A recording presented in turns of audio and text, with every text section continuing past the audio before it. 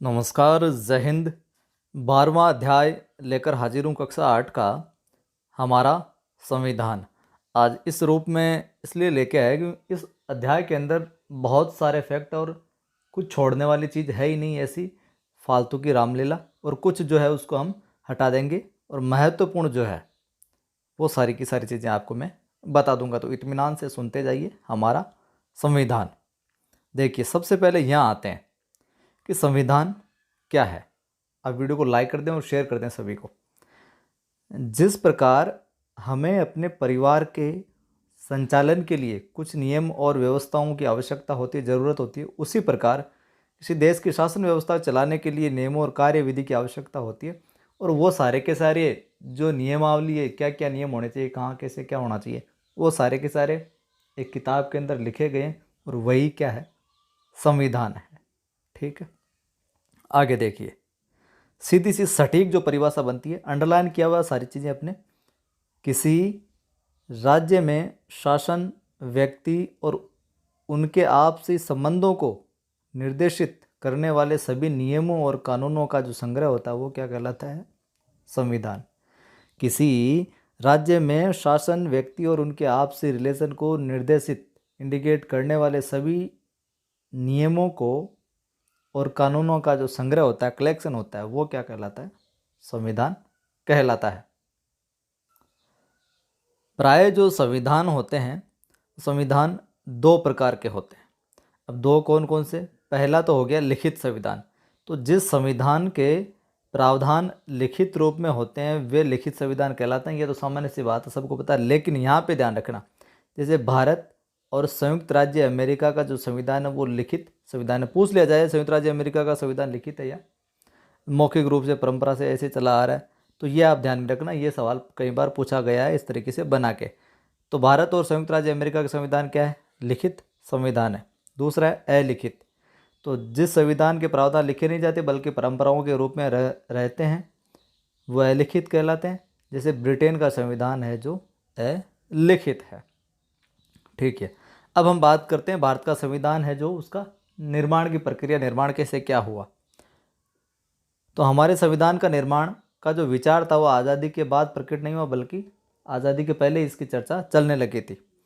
महात्मा गांधी ने, ये यहाँ पर महत्वपूर्ण बात है, महात्मा गांधी ने 1922 में ये मांग की थी कि भारत का राजनीतिक भविष्य भारतीय स्वयं तय करेंगे। यानी कि भारतीय लोग चाहते थे कि अपना संविधान हम खुद बनाएं, उसमें अपने खुद के नियम हो। यहाँ पर कुछ नहीं है महत्वपूर्ण, बहुत आगे बात करते हैं। देखिए, ब्रिटिश मंत्रिमंडल का एक दल जिसे कैबिनेट मिशन कहा गया वो भारत आता है। कैबिनेट मिशन भारत आता है। कैबिनेट मिशन ने अपने रिपोर्ट में देश में संविधान सभा के गठन की सिफारिश की। तो जुलाई 1946 में ब्रिटिश भारत में, अब तक यही है, जुलाई 1946 में ब्रिटिश भारत में संविधान सभा के 296 जनप्रतिनिधियों के लिए चुनाव हुए और 93 सदस्य देशी रियासतों के थे, वहाँ के शासकों द्वारा मनोनीत किए गए। राजस्थान से भी संविधान सभा में 14 सदस्य सम्मिलित थे। तो ये देख लीजिए आप, जुलाई 1946 में। अब देखिए, ये कई बार पूछा जाता है कि संविधान सभा की प्रथम बैठक कब हुई थी। तो 9 दिसंबर 1946 को संविधान सभा की प्रथम बैठक होती है साहब, 9 दिसंबर 1946 को, जिसमें सच्चिदानंद सिन्हा को संविधान सभा का अस्थायी अध्यक्ष चुना जाता है। 9 दिसंबर 1946 को प्रथम बैठक होती है और सच्चिदानंद सिन्हा को अस्थायी अध्यक्ष चुना जाता है संविधान सभा का। बाद में डॉक्टर राजेंद्र प्रसाद को संविधान सभा के स्थायी अध्यक्ष के रूप में चुन लिया जाता है। संविधान सभा में पंडित जवाहरलाल नेहरू ने 13 दिसंबर 1946 को संविधान के उद्देश्यों को तय करने वाला एक उद्देश्य प्रस्ताव रखा। तो पूछा जाए उद्देश्य प्रस्ताव कब रखा गया, तो 13 दिसंबर 1946। सारे इफेक्ट है यहाँ पर, ये सारे याद करने वाले और सारे प्रश्न पूछे भी गए हैं। 22 जनवरी 1946 को सभी की सहमति से, 22 जनवरी 1947 को, माफ़ कीजिएगा, 22 जनवरी 1947 को सभी की सहमति से पारित हो जाता है ये संविधान सभा में एक प्रारूप समिति बनाई गई, एक प्रारूप समिति बनाएगी और जिसके अध्यक्ष कौन बनाएगी? भीमराव अंबेडकर। प्रारूप समिति के अध्यक्ष कौन? भीमराव अंबेडकर। और संविधान सभा ने 2 वर्ष 11 में 18 दिन में कुल 114 दिन बैठकों के बाद हमारे संविधान को क्या किया था? तैयार किया था। संविधान में कितना समय लगा? 2 वर्ष 11 में 18 दिन। और वहीं 26 नवंबर 1949 को संविधान सभा ने इसे पारित किया, पारित कर दिया 26 नवंबर 1949 को। 26 जनवरी 1950 को इसे देश में लागू किया गया। पारित 26 नवंबर 1949 को हुआ और जो लागू किया गया वो 26 जनवरी 1950 को। भारत सरकार ने 26 नवंबर को संविधान दिवस घोषित किया है, 26 नवंबर को। और पूरे देश में 26 नवंबर 2015 को प्रथम संविधान दिवस मनाया गया था। ये ध्यान रखना, प्रथम संविधान दिवस कब मनाया गया? 26 नवंबर 2015 को। आगे बात करेंगे संविधान की विशेषताओं की। भारत के संविधान के अंदर क्या क्या स्पेशल बातें हैं, क्या क्या विशेषताएं हैं। तो पहली बात तो विशेषताओं से जुड़ा सवाल आता है, इन सभी के अंदर फैक्ट छुपे हुए हैं, जुड़े हुए हैं। सबसे लंबा एवं लिखित संविधान, पहली विशेषता तो क्या हो गई? भारत के संविधान का सबसे लंबा और लिखित है। तो हमारा संविधान विश्व का सबसे लंबा और लिखित संविधान है, विस्तृत दस्तावेज है। मूल रूप से संविधान में एक प्रस्तावना, कुल 395 अनुच्छेद हैं जो 22 भागों में विभक्त हैं और 8 अनुसूचियाँ। मूल रूप में तो यही है। विभिन्न परिवर्तनों के बाद वर्तमान सन 2016 में 12 अनुसूचियाँ, ये किताब है जो पहले की पब्लिश है, बाद में 12 अनुसूचियाँ हो गई है। और विश्व का कोई भी संविधान इतना बड़ा नहीं है। प्रस्तावना देखिए, तो प्रस्तावना में क्या होता है कि जो बेस होता है, प्रमुख चीज़ होती है, वो बताई जाती है। तो ये प्रस्तावना संविधान का भाग है। प्रस्तावना संविधान का भाग, ध्यान रखना। प्रस्तावना संविधान का परिचय, भूमिका देती है और इसमें संविधान का सार है जो बताया गया है। विभिन्न स्रोतों से प्रेरणा, अब अलग अलग देशों से अलग अलग जो चीज़ें ली गई हैं वो बात है इसके अंदर। देखिए यहाँ पर सीधे बात करते हैं।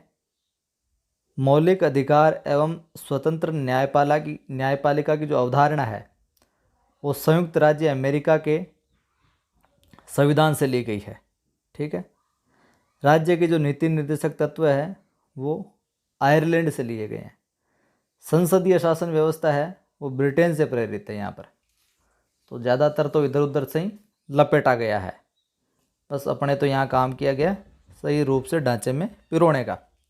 राज्य के नीति निर्देशक तत्व आयरलैंड से, संसदीय शासन व्यवस्था ब्रिटेन से।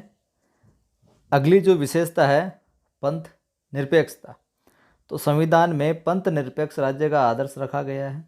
इसका अर्थ है कि राज्य सभी पंथों की समान रूप से क्या करेगा? रक्षा करेगा। कोई किसी भी जाति धर्म का हो, सबको बराबर मान्यता है, ये बात है इसमें।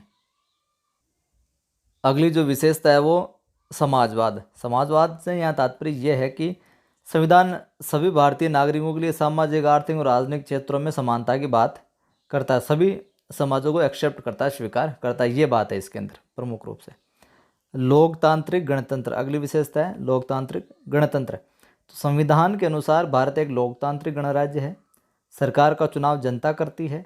चुनी हुई सरकार जनता के प्रति उत्तरदायित्व रखते हुए कार्य करती है। और हमारे शासन का सर्वोच्च जो पदाधिकारी होता है वो राष्ट्रपति होता है। और ये पद वंशानुगत न होकर क्या होता है? निर्वाचित होता है। और इसी वजह से हमारा देश क्या है? गणतंत्र है। ये हो गई लोकतांत्रिक गणतंत्र वाली विशेषता। 7वां बिंदु आता है विशेषताओं में मौलिक अधिकार एवं मौलिक कर्तव्य। तो यहाँ पर हमारे संविधान द्वारा नागरिकों के लिए, उनके व्यक्तित्व के डेवलपमेंट के लिए और शोषण से मुक्ति के लिए 6 मौलिक अधिकार देता है। इन अधिकारों के साथ ही नागरिकों के लिए 11 मौलिक कर्तव्य भी हैं, उनकी नागरिकों की भी ड्यूटी बनती है देश के प्रति।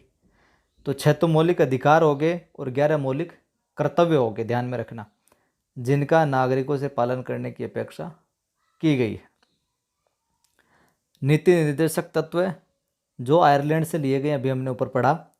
तो जनता के हित को ध्यान में रखकर कानून तथा नीति बनाने और आर्थिक एवं सामाजिक विकास के लिए संविधान में सरकार को निर्देश दिए गए हैं। ये सरकार के लिए हैं, सरकार को निर्देश दिए गए हैं, जिन्हें संविधान में नीति निर्देशक तत्व कहा गया है। ठीक है। नीति निर्देशक तत्वों का कार्य सामाजिक एवं आर्थिक लोकतंत्र को बढ़ावा देना है। इनका क्या काम क्या है?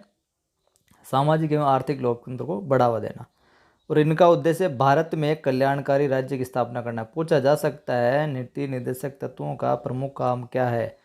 तो इनका जो उद्देश्य है वो भारत में एक कल्याणकारी राज्य की स्थापना करना है। ये हो गया यहाँ पर इनका काम। संघात्मक शासन व्यवस्था, ये एक और विशेषता है। हमारा संविधान संघात्मक शासन व्यवस्था की क्या करता है? स्थापना करता है। इसमें संघात्मक शासन व्यवस्था के लक्षण जैसे संघीय एवं प्रांतीय स्तरों की सरकारें, शक्तियों का विभाजन, लिखित संविधान, स्वतंत्र न्यायपालिका, ये आदि चीज़ें शामिल है संघात्मक शासन व्यवस्था में। हमारे संविधान में भारत को राज्यों के संघ के रूप में बताया गया है।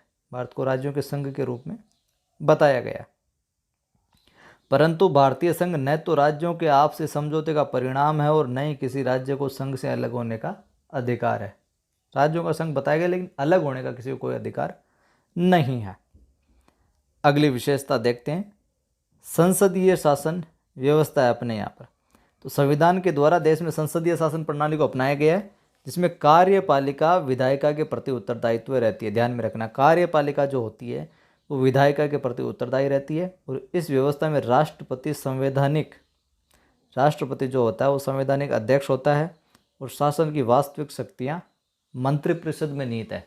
अगर वास्तविक शक्तियों की बात करें तो मंत्रिपरिषद में निहित होती है, जो कि अपने कार्यों के लिए संसद के सीधे जनता द्वारा चुने गए सदन लोकसभा के प्रति जिम्मेदार होती है। मंत्रिपरिषद किसके प्रति जिम्मेदार होती है? लोकसभा के प्रति। अगली विशेषता में हम बात कर लेते हैं, न्यायपालिका जो होती है वो स्वतंत्र होती है। ठीक है। तो यहाँ पर फैक्ट यही है, स्वतंत्र न्यायपालिका। न्यायपालिका को व्यवस्थापिका और कार्यपालिका दोनों से क्या रखा गया है? स्वतंत्र रखा गया है। कठोर एवं लचीला संविधान है ये। तो हमारे संविधान में बदलाव न तो आसानी से होता है, न ही कठोरता से। तो संविधान के कुछ महत्वपूर्ण प्रावधानों को बदलने के लिए विशेष बहुमत की आवश्यकता होती है, तो कुछ प्रावधानों को साधारण बहुमत से बदल दिया जाता है। इकहरी नागरिकता, ये विशेषता है अपने संविधान की। हमारे देश में संघात्मक शासन व्यवस्था है, किंतु भारतीय नागरिकों को उनके अपने राज्य की नागरिकता नहीं दी गई, केवल भारत के ही नागरिक, इकहरी नागरिकता है। ठीक है।